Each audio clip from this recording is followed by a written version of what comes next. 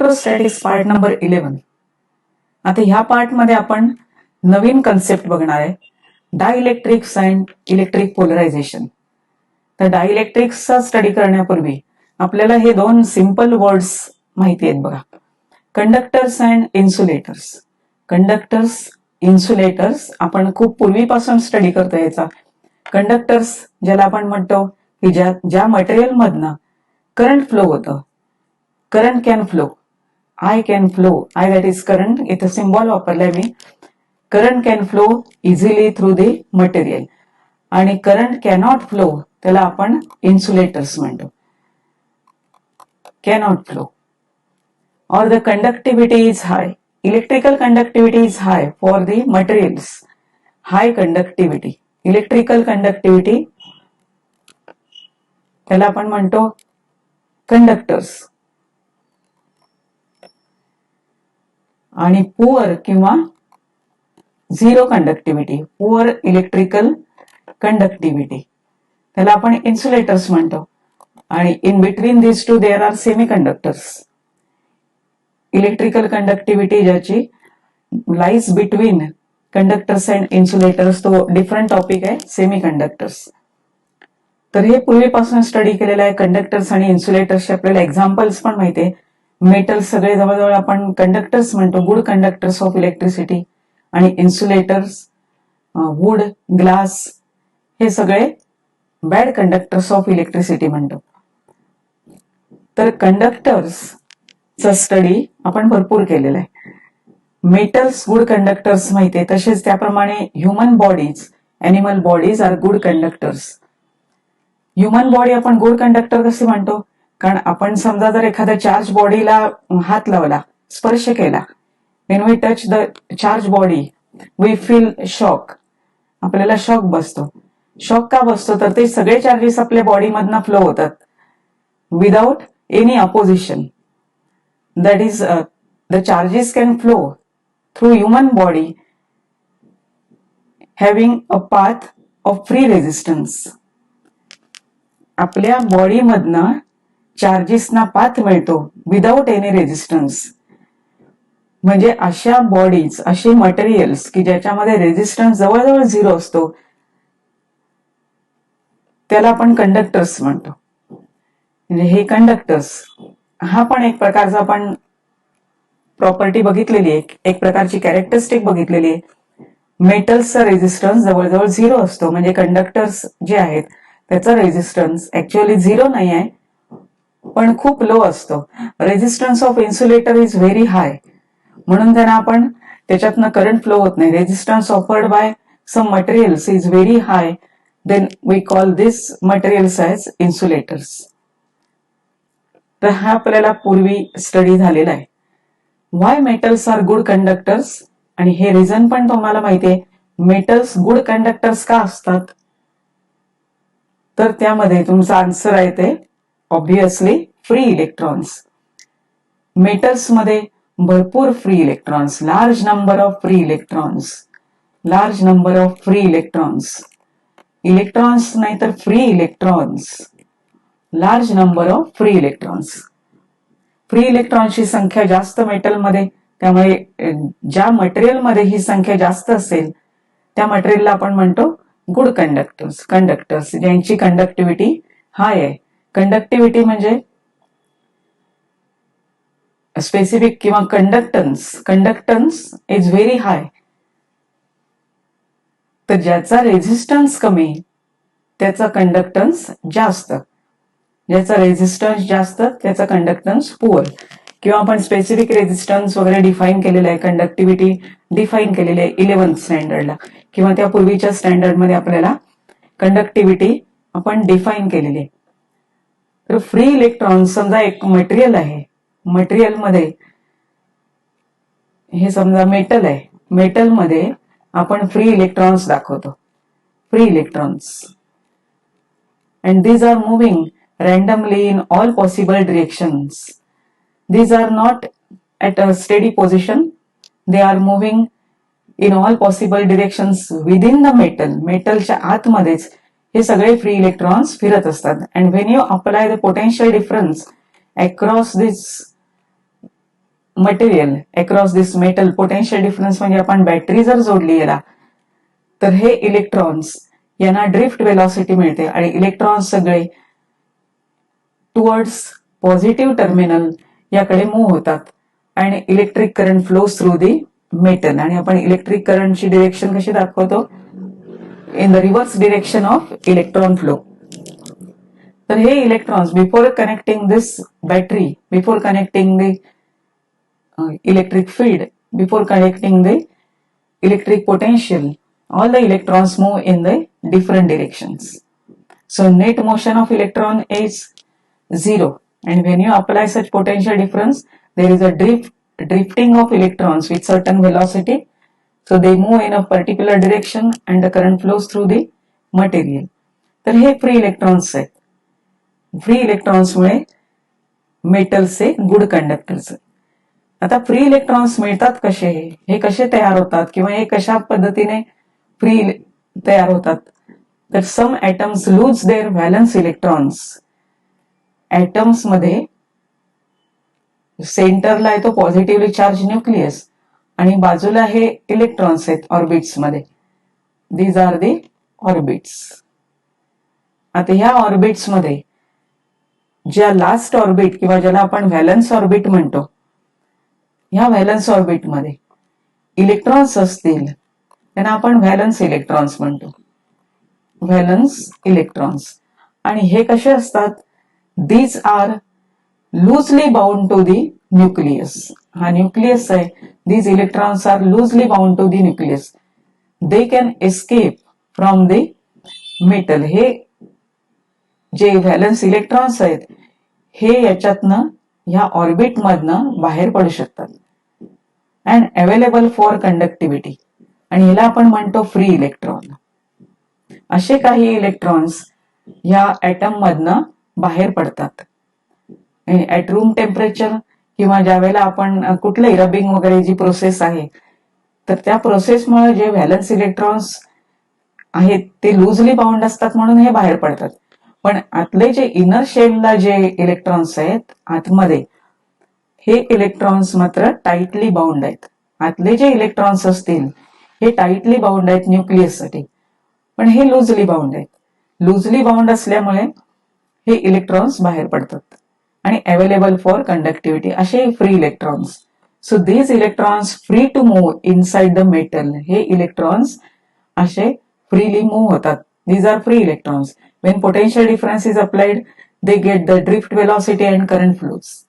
असे free electrons असतात. आता समजा इलेक्ट्रॉन्स हे ऍटम मधनं बाहेर पडले, ऑर्बिट मधनं, व्हॅलन्स ऑर्बिट मधनं बाहेर पडले, तर काय होणार आहे? But when electrons escape from atoms, the remaining nucleus and electrons present at the inner shell are now held in their position. ही झाली fix position. These charges are not free but are bound charges. म्हणजेच काय meaning आहे बघा.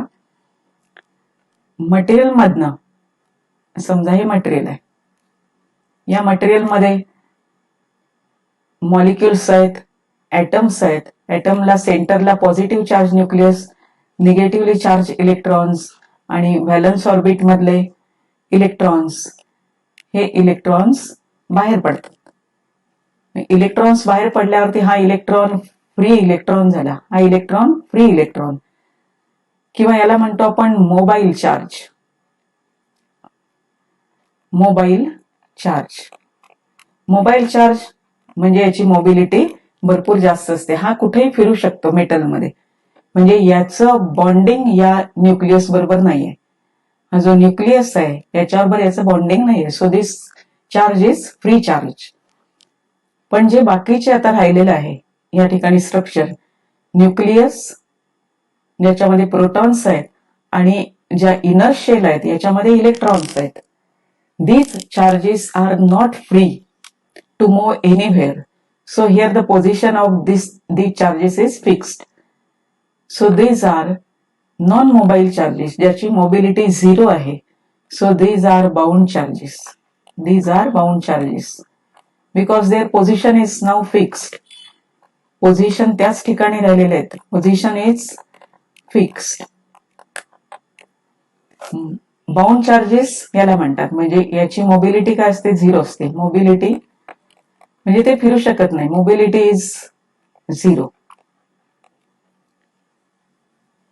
तर या प्रकारचे चार्जेसना आपण म्हणतो बाउंड चार्जेस. तर फ्री चार्जेस कोणते आणि बाउंड चार्जेस हे दोन्ही या मटेरियलमध्ये आहेत. आणि फ्री चार्जेस आपल्याला इलेक्ट्रिकल कंडक्टिव्हिटीसाठी उपयोगी पडतात. When we apply potential difference, then these free charges move in the opposite direction of electric field. म्हणजे आपण जे पोटेन्शियल डिफरन्स लावलेला आहे, इलेक्ट्रिक फील्ड दिलेला आहे, या इलेक्ट्रिक फील्डच्या अपोजिट डिरेक्शनला हे इलेक्ट्रॉन्स मूव्ह होतात and the current flows through the material in the reverse direction of mobile charges. तर असं आपण स्टडी केलेला आहे कंडक्टरचा. बाउंड चार्जेस आणि फ्री चार्जेस मधला तुम्हाला फरक समजलेला आहे. So these are bound charges, these are free charges. त्यानंतर इन्सुलेटर. इन्सुलेटर बेसिकली आपण स्टडी करतो की ज्याच्यामध्ये कुठलेही फ्री इलेक्ट्रॉन्स नसतात. Free electrons equal to 0, 0 free electrons in the material. मग इन्सुलेटर्स यालाच आपण डायइलेक्ट्रिक म्हणणार आहे. Such materials are when discuss through another point of view. म्हणजे आपण एक त्याचं डिस्कशन केलेलं आहे पूर्वीच्या स्टँडर्ड मध्ये की इन्सुलेटर्स म्हणजे ज्याच्यातनं करंट फ्लो होत नाही, कंडक्टिव्हिटी 0 असते. तर आता पॉइंट ऑफ व्ह्यू कोणता आहे आपला, तर अशी materials when subjected to electric field can able to store, this is the important point, can able to store म्हणजे इन्सुलेटर मध्ये इलेक्ट्रिकल एनर्जी स्टोअर करू शकतो. इलेक्ट्रिकल एनर्जी स्टोअर करू शकतो. आणि इन्सुलेटर्सना काय म्हटलेलं आहे, we call these insulators as dielectrics. So basically dielectrics are insulator. Dielectrics are insulators. Dielectrics are insulators. हे सगळे इन्सुलेटर्सच आहेत. मग इन्सुलेटर्सच्या ऐवजी डायइलेक्ट्रिक कधी म्हणायचं, ज्यावेळेला आपण ह्या इलेक्ट्रिकल एनर्जीचा स्टडी करू, स्टोअर करण्यासाठी आपल्याला ते उपयोगी पडतात. आणि कशी एनर्जी स्टोअर होते तर जो स्टडी करतो आपण तेव्हा इन्सुलेटरना आपण डायइलेक्ट्रिक्स म्हणतो. आणि डायइलेक्ट्रिक्सचा वापर इलेक्ट्रॉनिक डिव्हाइसेसमध्ये खूप मोठ्या प्रमाणात होतो. म्हणजे ज्यांची कंडक्टिव्हिटी लो आहे पण इलेक्ट्रिकल एनर्जी स्टोअर करू शकतात अशी मटेरियल्स, असे इन्सुलेटर्स म्हणजेच dielectrics. So basically dielectrics are nothing but insulators. फक्त त्याचा स्टडी कोणत्या पॉइंट ऑफ व्ह्यूने केला जातो त्याच्यावरनं तुम्ही त्याला इन्सुलेटर म्हणायचंय आणि डायइलेक्ट्रिक्स म्हणायचंय. हा आता कोणता स्टडी आहे की ज्याच्यामध्ये आपण इन्सुलेटर डायइलेक्ट्रिक म्हणून बघणार आहे. तर काही प्रॉपर्टीज ज्या आहेत इन्सुलेटरच्या त्याच्यावरनं आपण त्याला डायइलेक्ट्रिक म्हणतो. When the insulators are placed in external electric field, their positive and negative charges म्हणजे त्या इन्सुलेटर मधले पॉझिटिव्ह आणि निगेटिव्ह चार्जेस जे आहेत get displaced in opposite direction and molecules develop a net dipole moment. This is called polarisation of material. म्हणजे ही property आहे polarisation, ही प्रॉपर्टी आहे पोलरायझेशन. तुम्ही ZA लिहा किंवा SA लिहा. Polarisation property of insulator. पण ही प्रॉपर्टी कधी मिळते आपल्याला, ज्यावेळेला इन्सुलेटिंग मटेरियल आपण एखाद्या इलेक्ट्रिक फील्ड मध्ये त्याला ठेवू त्यावेळेला त्याच्या आतमध्ये जे चार्जेस आहेत पॉझिटिव्ह आणि निगेटिव्ह चार्जेस हे डिस्प्लेस होतात, एकमेकांपासून लांब जातात. पॉझिटिव्ह आणि निगेटिव्ह चार्जेस कुठल्याही मटेरियलमध्ये जेवढे पॉझिटिव्ह चार्ज असतो तेवढाच निगेटिव्ह चार्ज असतो. Because every material is electrically neutral. हे लक्षात घ्यायचंय पहिलं, every material is electrically neutral. जेवढा पॉझिटिव्ह चार्ज मॉलिक्युलमध्ये, मॉलिक्युलचा जर तुम्ही स्टडी केला एका मॉलिक्युलचा तर ज्याच्यामध्ये ऍटम आहे जेवढा पॉझिटिव्ह चार्ज तेवढाच निगेटिव्ह चार्ज. त्यामुळे इलेक्ट्रिकली न्यूट्रल आहे. पण पॉझिटिव्ह आणि निगेटिव्ह चार्जेस काय होतात तर एकमेकांपासून वेगळे होतात, एकमेकांपासून सेपरेट होतात. मग समजा जेवढा पॉझिटिव्ह चार्ज आहे आणि निगेटिव्ह चार्ज तेवढाच आहे आणि ते जर सेपरेट झाले तर ह्या मॉलिक्यूलमध्ये काय तयार झाला? डायपोल तयार झाला. डायपोल तयार झाला आणि डायपोल तयार झाल्यावरती त्याला डायपोल मोमेंट असणार. P is not equal to 0. तर पी ची तुम्हाला काही व्हॅल्यू मिळेल. त्यामुळे अशा प्रकारचं ज्या वेळेला ती प्रॉपर्टी मिळते आपल्याला, when the insulator is kept in electric field, external electric field, तर ज्या वेळेला डायपोल तयार होतो अशा प्रकारचं, तर ह्या प्रॉपर्टीला म्हणतो आपण polarisation. Molecule develops a net dipole moment when such material consisting the molecules is placed in external electric field. आणि त्या मटेरियल्सना आपण मग डायइलेक्ट्रिक्स म्हणतो. त्या मटेरियल्सना आपण डायइलेक्ट्रिक्स म्हणतो. म्हणजे इन्सुलेटरला काय केलं पाहिजे? एक्सटर्नल फील्ड अप्लाय केलं पाहिजे. एक्सटर्नल फील्ड अप्लाय केलं पाहिजे. म्हणजे मटेरियल जे आहे, any material, insulating material kept in electric field मध्ये ठेवायचं. मग याच्यातले जे पॉझिटिव्ह चार्जेस आहेत, निगेटिव्ह चार्जेस हे एकमेकांपासून वेगळे होतील आणि यामध्ये डायपोल तयार होईल. आता इलेक्ट्रिक फील्डच्या अपोजिट दिशेने कोणते चार्जेस राहणार आहेत? अपोजिट दिशेने जाणार आहेत ते निगेटिव्ह चार्जेस. आणि in the direction of field the positive charges move. म्हणजे अशा प्रकारचे चार्जेस राहतील. हे मायनस इथे राहणार आणि प्लस या ठिकाणी. सो हिअर मायनस आणि प्लस असे दोन वेगवेगळे चार्जेस, पॉझिटिव्ह आणि निगेटिव्ह चार्जेस सेपरेट होतात. तर ही प्रॉपर्टी म्हणजे polarisation.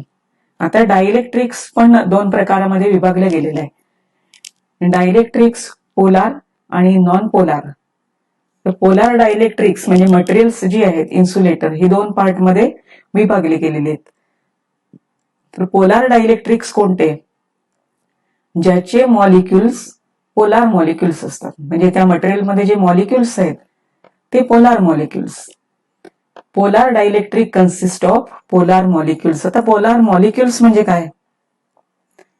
Due to asymmetric shape of molecule. मॉलिक्युलचा असिमेट्रिक शेप. असिमेट्रिक शेप म्हणजे तुम्हाला कळेल काय आहे ते. असिमेट्रिक शेप हा त्याला शक्यतो रिस्पॉन्सिबल आहे. Asymmetric shape, the centre of positive charges and centre of negative charges do not coincide but separated by some distance. Each molecule has dipole moment. आता इथं काय सांगितलेलं आहे बघा, असिमेट्रिक शेप मुळे काय होतं? पॉझिटिव्ह चार्जेसचा सेंटर आणि निगेटिव्ह चार्जेसचा सेंटर. जसं तुम्ही सेंटर ऑफ मास बघितलेलं आहे, सेंटर ऑफ मास, तसंच सेंटर ऑफ पॉझिटिव्ह चार्जेस त्याच पद्धतीचं आहे. Centre of positive charges and centre of negative charges. म्हणजे ऍटम मध्ये पॉझिटिव्ह चार्ज न्यूक्लियस आहे, प्रोटॉन्स आहेत, न्यूक्लियस मध्ये प्रोटॉन्स आहेत आणि हे इलेक्ट्रॉन्स डिफरंट ऑर्बिट्स मध्ये इलेक्ट्रॉन्स आहेत. तर हे इलेक्ट्रॉन्सचा, ह्या सगळ्या इलेक्ट्रॉन्सचा सेंटर आणि सगळ्या पॉझिटिव्ह चार्जचं सेंटर, सेंटर ऑफ मास कसं म्हणतो आपण?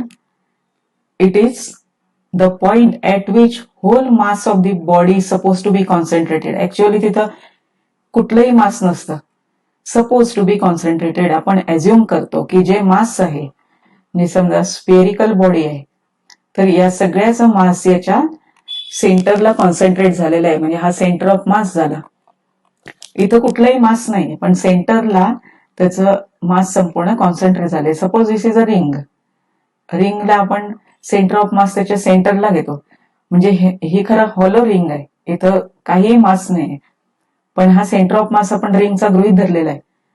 तसं हे निगेटिव्ह चार्जेसचं एक सेंटर आणि पॉझिटिव्ह चार्जेसचं सेंटर. तर हे सेंटर ज्या वेळेला सेपरेट असेल, म्हणजे सेंटर्स डू नॉट कोइन्साइड असे काही मॉलिक्युल्स आहेत. पॉझिटिव्ह चार्ज सेंटर आणि निगेटिव्ह चार्ज सेंटर, दोन सेंटर्स मिळाली. ही दोन सेंटर्स ओव्हरलॅप झालेली नाही आहेत. त्यावेळेला तो मॉलिक्यूल जो आहे त्याला आपण म्हणतो पोलार मॉलिक्यूल, आणि त्या पोलार मॉलिक्यूलला डायपोल मोमेंट असणार आहे. तर हे पोलार मॉलिक्युल्स कोणते आहेत ते पण तुम्हाला समजतील. So each molecule has dipole moment. Such molecule is called polar molecule. त्याला आपण पोलार मॉलिक्यूल म्हणतो. पोलार मॉलिक्यूलची डेफिनेशन कशी आहे?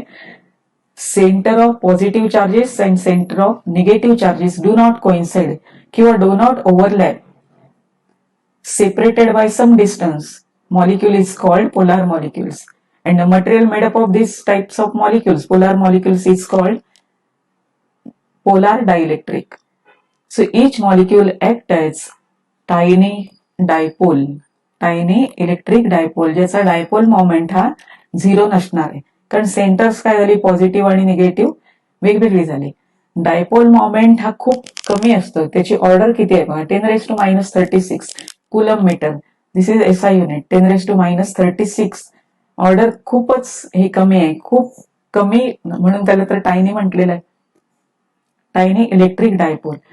तर याची एक्झाम्पल्स कोणती आहेत? Examples H2O, NH3, HCl. आता इथे H2O एक मॉलिक्यूल काढून दाखवलेलं आहे.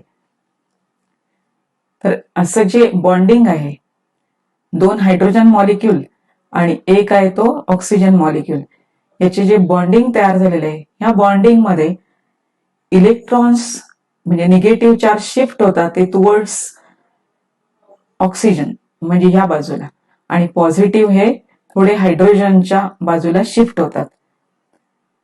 म्हणजे निगेटिव्ह चार्ज आणि पॉझिटिव्ह चार्ज सेंटर ही सेपरेट झाली. म्हणून इलेक्ट्रिक डायपोल मोमेंट कसं दाखवलेलं आहे? From negative to positive.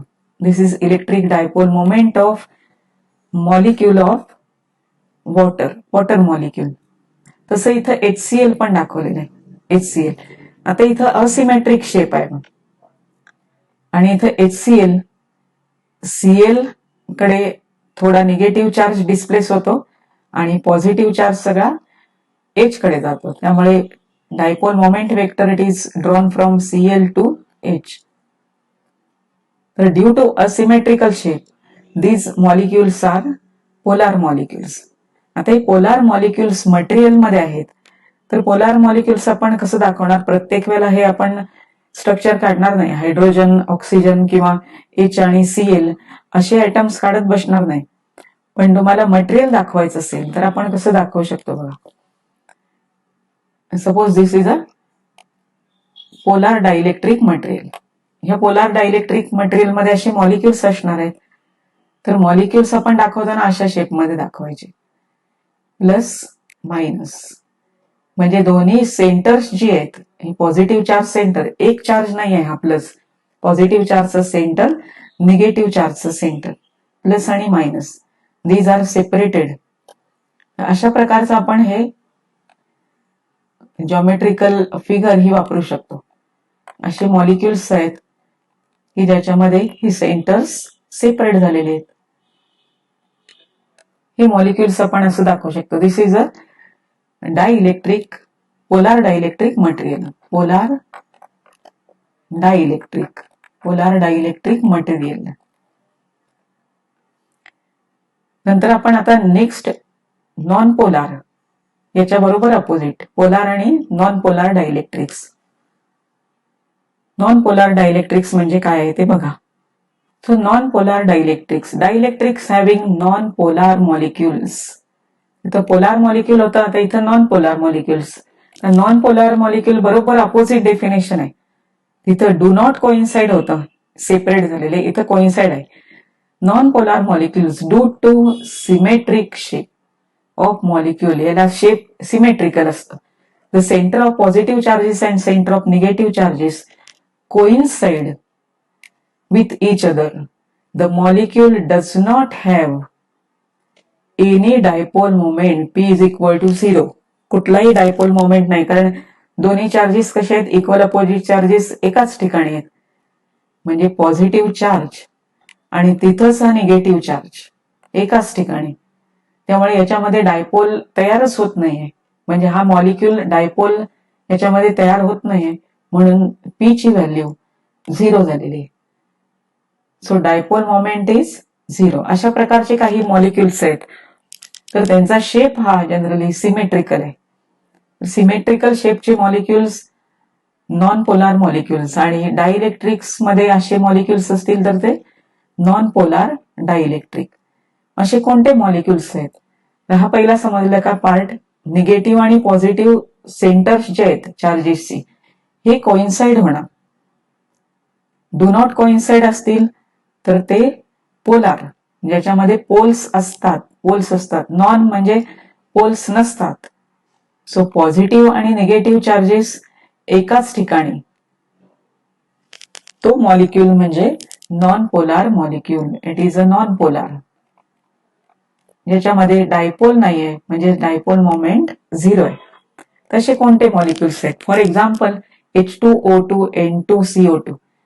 H2 चे दोन मॉलिक्युल्स सिमेट्रिकल शेप, मग याचा पॉझिटिव्ह आणि निगेटिव्ह चार्जेस हे एकाच ठिकाणी. तसंच CO2 ज्यामध्ये दोन ऑक्सिजन एक कार्बन, हा लिनियर मॉलिक्यूल आहे. दिस इज अ लिनियर मॉलिक्यूल, म्हणून याचा centre of positive charge, centre of negative charge एकाच ठिकाणी. म्हणजे तुम्हाला मटेरियल जर दाखवायचं असेल तर आपण मॉलिक्युल्स कसे दाखवू शकतो का, म्हणजे आपण जॉमेट्रिकल फिगर जी काढणार आहे त्याच्यामध्ये अशी मॉलिक्युल्स दाखवणार नाही. तर indication non polar dielectric. Non polar dielectric, non polar dielectric समजा आपण असं दाखवलेलं आहे, आणि इथंच पॉझिटिव्ह आणि निगेटिव्ह, तर असे मॉलिक्युल्स आहे. पॉझिटिव्ह निगेटिव्ह, पॉझिटिव्ह निगेटिव्ह एकाच ठिकाणी. आणि मग अशी आपण या दोघांमध्ये थोडं डिस्टन्स दाखवलं होतं, थोडा शेप जो काढला होता तो वेगळ्या पद्धतीचा होता. तर अशी ही दाखवायची पद्धत आहे नॉन पोलार डायइलेक्ट्रिक्स. दोन्ही डायइलेक्ट्रिक्स आहेत. नॉन पोलार डायइलेक्ट्रिक आणि पोलार डायइलेक्ट्रिक याच्यामध्ये डिफरन्स कोणता आहे, प्रत्येक मॉलिक्यूल हा टायनी डायपोल असतो, पोलार मॉलिक्यूल, आणि डायपोल नसतो हा नॉन पोलार मॉलिक्यूल. डिफरन्स विचारतात किंवा डेफिनेशन विचारतात किंवा एक्सप्लेन पोलार मॉलिक्यूल किंवा पोलार डायइलेक्ट्रिक्स. तर तुम्हाला पोलार डायइलेक्ट्रिक्स विचारलं तर तुम्हाला एक्सप्लेनेशन लिहिता आलं पाहिजे.